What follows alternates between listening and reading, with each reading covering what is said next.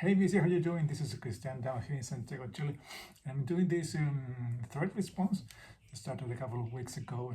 It's about our high school years and talk about the the records that were big and important back then when we were in those later years in our education. First of all, here school starts because we are in the southern hemisphere. School starts in early March and ends in early December with 2 weeks of winter vacations in July, because that's when starts here. Back then, it was, as I've told you many times, um, listening to the kind of music that I like was not easy. We didn't have a lot of access to stuff like radio or TV. There were a lot of outlets where we can listen or get to know that kind of music. So we have to rely on the few radio shows that play that kind of music, or TV shows that broadcast some videos from time to time, mostly on the weekends, and of course friends that for some reason have the knowledge, or at least know a couple of these cool bands that we started to listen. Of course, back then there were guys in the school that were not interested in music, or if they were interested in music, their interests were completely different that the ones that I was getting into back then. So without further ado, I'm going to show you 4 records from 86, 87, 88, and 89. Those are my last 4 years of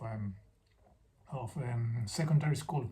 If I can translate of my 4 last years of education with the ones that you have over there in the northern hemisphere. So without further ado, of course, I have to go with one of the biggest band, most important bands to me.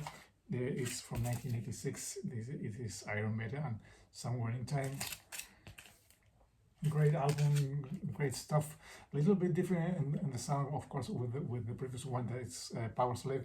This is a more refined and more kind of a different sound. Of course, with the synth guitar that they were starting to use here, you can tell that the band was trying to abroad their sound, and not just do the same thing that they have done on the previous album, that it's Power Slave. That's, of course, that's a big and great album, but this is also a really cool one. But this artwork, everything is really well done here. So from 86, here we have sorry, I will invent this, Iron Maiden and Somewhere in Time. 87, Halloween. Halloween, Keeper of the Seven Keys, Part 1. This is a gift that I received from my brother as birthday present. That year I listened to this album previously on its release. I don't think it's release day, but a couple of weeks later, it was played on a local radio from start to finish, and I thought that was awesome. That it was an amazing album, and nothing different, nothing can be compared with this album sound to everything I was already listening. It was, as I have told you many times, it was made on asteroids. It was made faster with those two guitars of these two guys, Kai Hansen and where is Michael Weikart. Great stuff, and of course the soaring and high-pitched vocals of Michael Kiske, a very young Michael Kiske, and the awesome rhythm section of Marcus and Ingo. Two guys, great stuff. The birth of power metal, as the way we get to know a couple of years later. Of course, we have we have Walls of Jericho, but that had Kai Hansen singing. But I think when you can tell it's a proper start to Euro power metal is with this album. Of course, Halloween, Keeper of the Same Kiss Part 1 from '87 it's a huge album in my music journey. Then we have 1988, another big album that made a lot of impact back then, because it was the first time we see this band doing a proper video for the first song, for the more kind of, if you can accept the main more commercial song in that album, and it's Metallica's "And Justice for All." Of course, that song is one, and the video it's really iconic. I really hate that word iconic. Everything is iconic in these days, but it's really important. It was groundbreaking, because it was the first time you see the band doing a video, because they didn't act like they did in later videos for later albums, but they are all only playing the instruments in a rehearsal studio room, but we have the images of the movie. But this is a great album. Of course, it has the issues we all know. No one can hear Jason's Newsted bass, and songs are for many are too prog, are too long, are too complex, are too different, are not like the previous album. Of course, it's Master of Puppets or even Ride the Lightning. So from '88 you have Metallica's "And Justice for All." This is my old take from back then. This is actually a cassette pressing with everything translated to Spanish, I hope you can see. This side A, side B. So there it goes for 1988, Metallica's, sorry about the clear again, "And Justice for All." And finally, '89. This one is an album that I don't remember if I bought it early this '89 or maybe later, but it's Tesla's "The Great Radio Controversy." This is my OG from back then.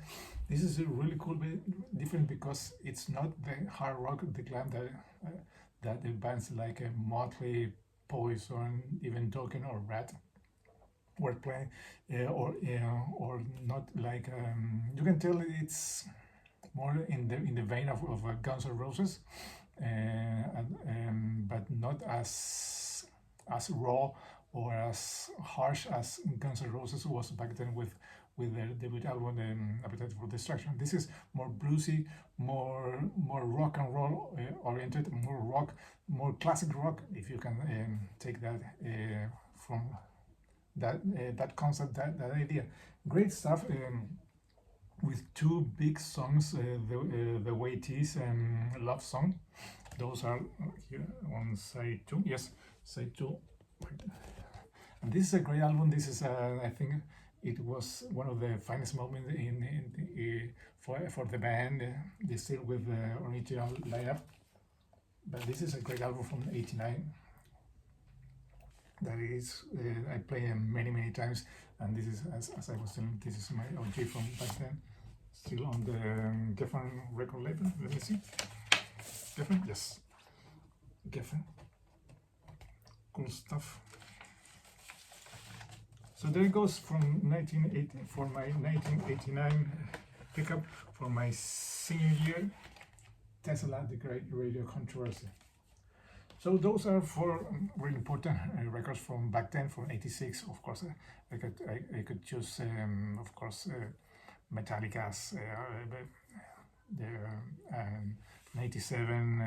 Also, we had a very big and important album. It was Def Leppard Hysteria, even the self-titled album from Whitesnake, even of course Guns N' Roses. But I think I got to listen to Guns N' Roses in '88. I cannot remember exactly. Of course, '88. We also have Maiden's Seven Son of Seven Son, and the list goes on and on. But I think those 4 that I have chosen are really good examples of the things I was listening to back then, and big albums that were released on those years. So that's it. Hope you like my entry. or you can do a response to this really cool thread that it was started by the guy from Mfidelity. Of course, I'm going to leave a link below so you can watch the original video and maybe do a response and entry to this really good and fun thread. So without further ado, this is Christian down here in Santiago, Chile, saying goodbye till next time. Bye bye.